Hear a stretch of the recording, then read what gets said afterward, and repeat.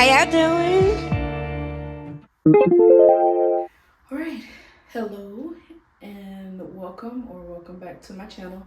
It has been a minute, but this has been on my list of to-do videos for a while, and I think that it's something that needs to be talked about. I have thought about this because before you have a baby, there's a lot of things that people don't tell you, and this is for people who are pregnant and wondering, what's going to happen for your first pregnancy, or somebody who's been through this and can agree to it, or someone who doesn't have kids and just wondering what this life is like, or you don't want kids at all and this is just to further your conviction.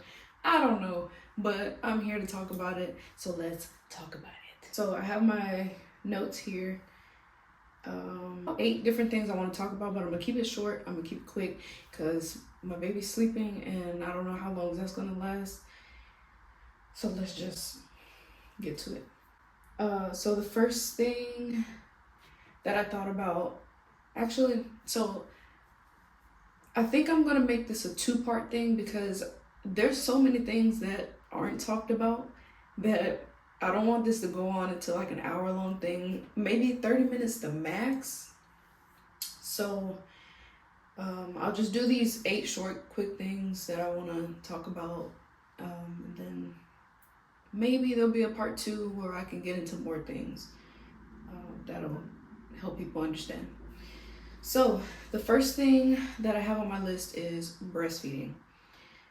So one thing that I thought about with breastfeeding is that people don't talk about how much goes into breastfeeding. It's very beneficial for you and the baby. I know some people say that it helps them lose weight. For me, I think I gained weight and kind of stayed steady until I stopped, but I can't even say that because I kind of got pregnant and then that was the reason why I stopped. But so there are benefits to it. Like I said, baby gets a lot of nutrition and you feel that really close bond with your baby. But for me personally, it was a beautiful thing and I did feel that closeness to my baby. It's just that I did not bottle feed or pacify at all. She would not take none of it. So that was a hard thing, having a baby hang off of you all day long, which what it felt like all day long. And so what I would say with that is, if you're okay with, like for me, I'm a stay-at-home mom, so I have the time to have her on me all day. But if you're not like that, or you're trying to get back to work and you want to breastfeed, bottles. It's going to be annoying to wash the bottles, I'm pretty sure. I mean, I didn't go through it. But yeah, to get some of that freedom, bottle. And I can say that is one thing that I'm happy that I did exclusively breastfeed. Cause yeah, I feel like washing those bottles, and I'm pretty sure nobody else in this house is gonna wash all the bottles. Plenty of benefits, but it can be difficult, but it is very possible. The second thing that I have on my list is body changes. Some people, like I said before, they talk about the losing weight or gaining weight ordeal after having a baby. For me, I gained weight, but it was a good amount of weight because I could not gain more weight than like 130 pounds before having a baby. So I got up to like 150 and I stayed pretty consistent. But now that I'm pregnant, I kind of lost weight and I'm in my 8th month now and I'm just now getting back up to 155. So really that's one of the things that's like, it varies with people. Like everybody's different. Literally everybody is different. So with the body changes, I don't know. Just know that you can lose or gain weight during the pregnancy and after the pregnancy. So don't be too hard on yourself. For me, I had the ab separation for a while, and so seeing my stomach not really go back to where it used to be or how I wanted it to be, it was kind of hard accepting that. But one thing with that is get off of social media, because that's what was messing with my head a lot. Just stay off of social media because they have all these unrealistic bodies, unrealistic goals. Don't listen to them. So that's the second thing. Also with that second thing with body changes, for me there was some older changes, probably TMI, but it's for real. I think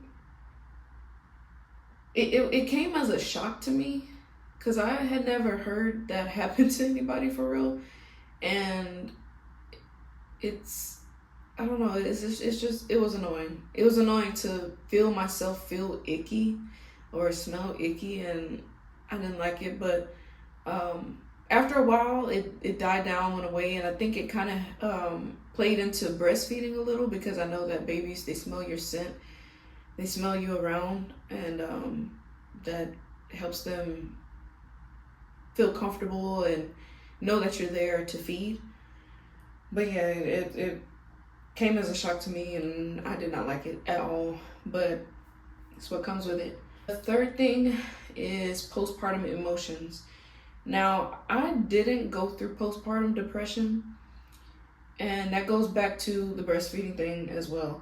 I've heard that if you breastfeed, it helps with postpartum depression. But I also, me personally, I feel that me having a positive attitude before and after the pregnancy helped a lot. And I will suggest that you stay around positive people, read nothing but positive things. That was another thing that I did while I was pregnant. If I saw something negative or if I was hearing something negative from somebody, I immediately turned that off. Like, just turn it off. Some people, that can be hard to do, but if you want to stay positive and healthy, you're going to want your mindset to stay around that as well. So that is one thing with postpartum emotions. The fourth thing that I went through is daycare fears. I did not want to put my daughter into daycare, and I still don't, and I probably will not. If I can control it, I will not put my daughter in daycare. And same with my second daughter as well. We don't plan on doing that. Only because there's so many things that happen in daycares that I've heard of, and also the fact that it feels like someone else is raising your child when I could be raising my child and instilling my love into my child and instilling my boundaries, my morals, my values, our values, me and my fiance. It just feels way better to be able to watch her grow as well ourselves. Yeah, daycare was out. It never was a question, or it never was a thought for me. Also, people have short tempers and they get into jobs that they don't really like. Like, why would you become a daycare? Why would you become a kid caregiver if you don't even like kids yourself? So the minute they do something that is normal for a kid behavior, you're snapping out on somebody else's child. And I'm not the type of person to let somebody do something to my family. If you know, you know. I may be quiet, but when it comes to family and especially my babies, I'm gonna do what I need to do. I'm gonna do what I need to do.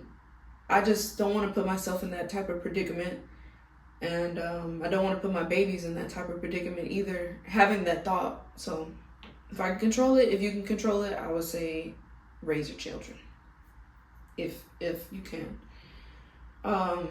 That also goes into a fifth point of mine is me not having family around, which makes it harder makes it harder to do certain things, like to regulate emotions in a better way. I don't know if that's a good way to put that. Also, not having that break. I know that nobody owes me that time, and this is something that I got into. Me and my fiance got into. It's not my family's job to take care of my child, but having the family around and being able to have somebody watch our kids and get that break, that's definitely needed, because parents do need break, especially if you're staying at home. You're gonna need that break. So it's just harder that my family is not around. Now my fiance's family is around, but they have lives, they're working, and so they watch her when they can, which is very appreciated. But I believe that if my mom was around or his mom was around, it would change some things. I would go back to work. I would feel a little bit better as a person, having those breaks. So yeah, having no family around, that does impact life after babies. Another point is working while staying at home with your baby. So that was another thing with daycare. I had that fear working and my baby being in daycare and me being far away. So thankfully, the job that I was previously working with gave me a chance to work from home doing some computer things. And it was hard. It was hard because she was still breastfeeding at the time, so she wanted to hang off of me at any given moment she could. We had contact naps. It was rough. It was rough, I'm not gonna lie. And I only worked from 9 a.m. to 2 p.m. So it wasn't even that long of a day, but I was already pretty exhausted from it. So yeah, working from home while taking care of your baby is hard. It's doable, like I said, with anything else, it's doable, but it's hard. Take that into consideration. Setting boundaries. Ooh. So setting boundaries. So it's one thing to set boundaries for yourself and people cross it and you're able to handle it with however you handle it with.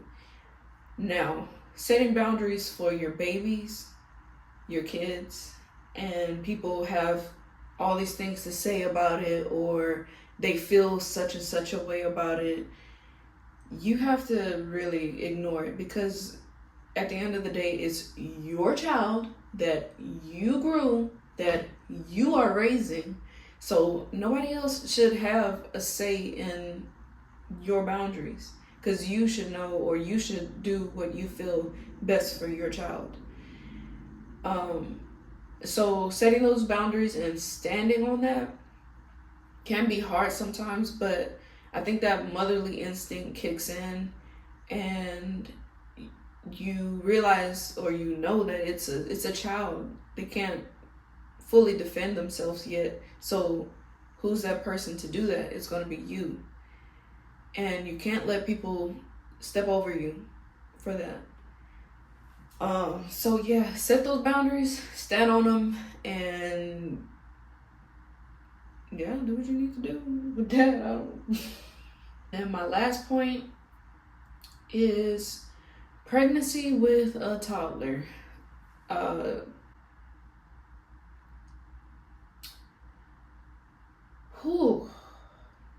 Being pregnant and having a toddler at the same time is crazy.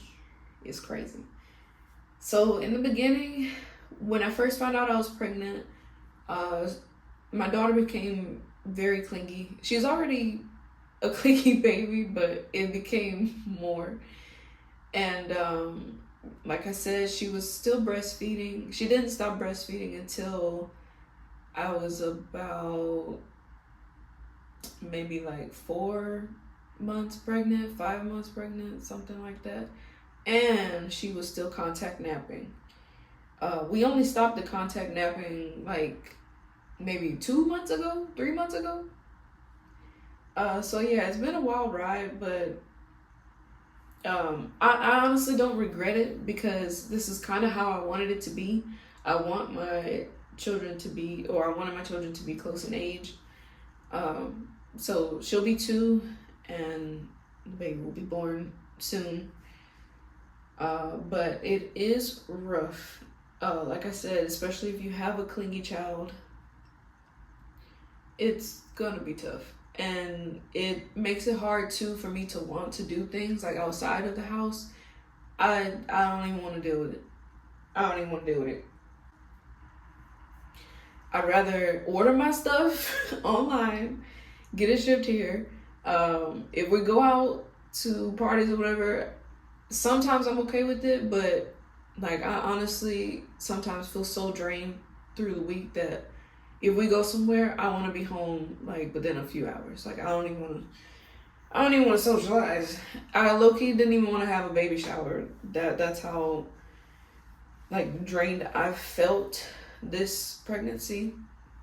And also we moved somewhat in the middle of it, so it's all been pretty rough. But yeah, having a support system, having somebody to talk to. Like I said, I don't have family around, but being able to at least call them, FaceTime, and they've come to visit me, as you've seen in my last vlog, so that did help a lot.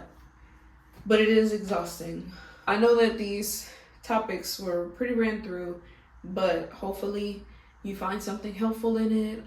If you thought of something that you went through with pregnancy, or after having a child, or pregnancy with toddler, any of those topics, comment down below. Let me know. Let's talk about it, and then in a part 2 we'll get into it deeper. Yeah, maybe try to give some helpful tips to other people going into it, because it is a tough thing. Motherhood is tough, but honestly, it's the most rewarding thing that I could have ever done. Being able to raise a little human and watch her grow. We're not gonna cry on camera. No. I don't like watching people cry on camera, so I'm not gonna do it. But it's been a beautiful thing. I'm gonna leave it at that because I'm gonna start crying, and it's gonna be this whole thing, and I'm not trying to do that. So yeah, like and subscribe and leave a comment, and stay tuned for part 2. Thank you for watching.